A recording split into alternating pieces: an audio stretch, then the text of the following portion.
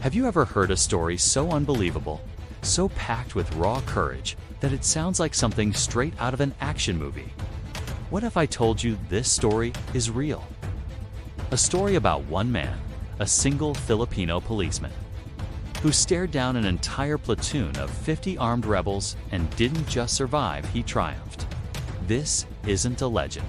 It's the true account of Captain Rolando Abadilla, a name that still echoes with respect and fear from the most dangerous years in the Philippines. For all the fathers and grandfathers who lived through the shadow of martial law, this is a story you know all too well. Today, we're not just telling his story. We're hearing it from the very men who stood by his side, his comrades who are still with us, ready to share the truth about the man they called the Tiger. The 1970s in the Philippines, especially under martial law, was a time of intense conflict. The island of Mindanao was a hotbed of insurgency. The New People's Army, or NPA, was a formidable force, and encounters with them were often bloody and brutal. Government forces were spread thin, and every single day was a battle for survival. In this chaotic landscape, legends were born, men whose bravery defied all logic. And at the very top of that list was a man from the Military Intelligence and Security Group, or MISG, named Captain Rolando Abadilla. Now, Abadilla wasn't your typical officer. He had a reputation that preceded him everywhere he went. His comrades describe him as intense, fearless, to the point of being reckless, and possessing an almost supernatural instinct for combat. He was known as the Tiger of MISG for a reason. He didn't just command from the back. He led from the very front, often diving headfirst into danger before anyone else. This reputation was built on countless skirmishes and close calls, but one incident in Mindanao would cement his legacy forever. Let's set the scene. It was a tense period.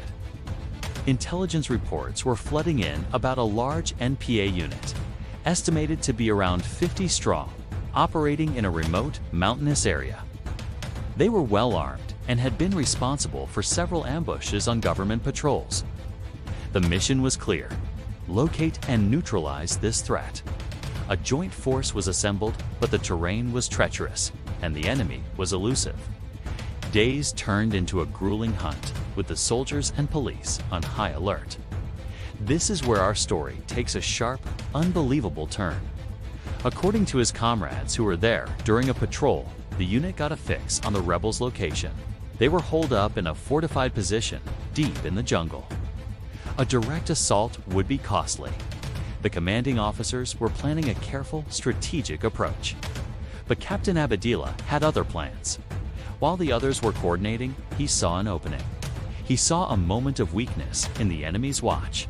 His comrades say a look came over his face, look of pure, focused determination, and then he was gone. Before anyone could stop him, Abadilla, armed with his service rifle and a fierce resolve, broke away from the main group. He went alone. Think about that for a second. One man moving swiftly and silently through dense jungle toward a camp of 50 hardened rebels. It's the kind of decision that gets you either a medal or a coffin. His fellow soldiers were in disbelief. Was it arrogance? Was it a death wish? No. They say it was Abadilla. He trusted his skills, his instincts, and perhaps a belief that he was simply untouchable. He didn't just run in blindly. He moved like the tiger he was named after. Using the jungle for cover, he stalked the perimeter of the NPA camp. He observed their movements, their guard rotations, the placement of their heavy weapons. He was a one-man reconnaissance and assault team rolled into one. His comrades, tracking him from a distance, could only listen as the eerie silence of the jungle was about to be shattered. And then, it began. Abadilla opened fire. But it wasn't a panicked spray of bullets. It was precise, calculated, and utterly devastating. He hit them from one angle, then vanished into the foliage only to reappear and strike from another. The rebels were thrown into total confusion.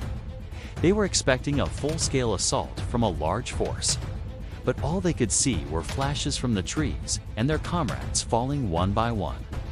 They fired back wildly into the jungle, but they were shooting at a ghost. Imagine the sheer chaos inside that camp. 50 armed men, veterans of jungle warfare, being dismantled by an unseen force. They believed they were surrounded by an entire company of soldiers. The psychological impact was just as powerful as the physical one. Panic set in. Their command structure crumbled. Who was this phantom attacking them from all sides? It was the genius of Abadilla's solo assault. He created the illusion of a much larger force, using speed, surprise, and pinpoint accuracy. The firefight was intense. Bullets whizzed past him, tearing through leaves and bark just inches from his head. But he never wavered. He kept moving, kept firing, kept applying pressure. His comrades, now moving in to support, recall hearing the constant, rhythmic crack of his refulla sound that cut through the cacophony of the battle.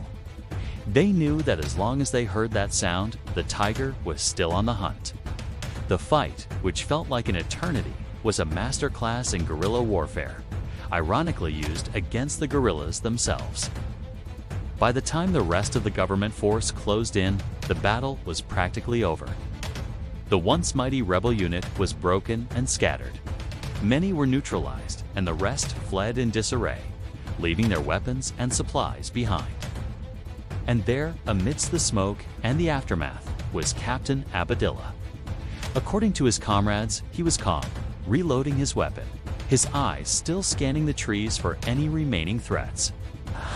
He had single-handedly broken the back of an enemy force 50 times his number.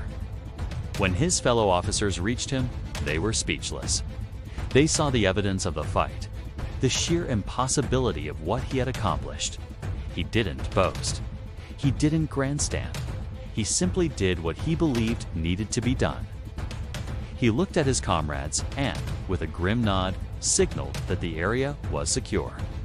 The legend of Rolando Abadilla, the Tiger of MISG, was no longer just a story whispered in the barracks.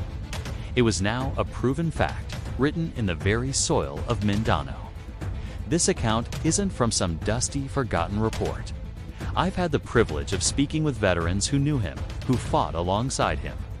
They speak of him with a mix of awe and reverence. One of them told me, "When Rolly was with you, you felt invincible. You knew that no matter how bad it got, he would find a way." Another said, "He was the bravest Filipino I ever knew. He loved his country and he loved his men." These are not just words. They are the heartfelt testimonies of men who witnessed true courage firsthand. They paint a picture of a complex, man fierce, and unyielding in battle, but also a loyal and protective leader. Stories like this are vital. They remind us of the sacrifices made to keep our country safe. In an age where heroes are often fictional characters on a screen, it's important to remember the real-life giants who walked among us. Captain Rolando Abadilla's story is a testament to the indomitable spirit of the Filipino warrior. It's a story of courage against impossible odds, a story that deserves to be told and retold for generations to come. It's a powerful reminder that sometimes the most incredible stories are the ones that actually happened. This chapter of his life is just one of many. His career was filled with such moments of extraordinary bravery. Of course, his legacy is complex, and he remains a controversial figure for many reasons related to his later service. But today, we focused on this one incredible feat of arms, a moment that defines raw, undiluted courage. A story that honors the memory of all the soldiers and policemen, the fathers and grandfathers who faced danger head-on during one of the most turbulent times in our nation's history. Their bravery should never be forgotten. Thank you for joining me in uncovering this incredible piece of Philippine history.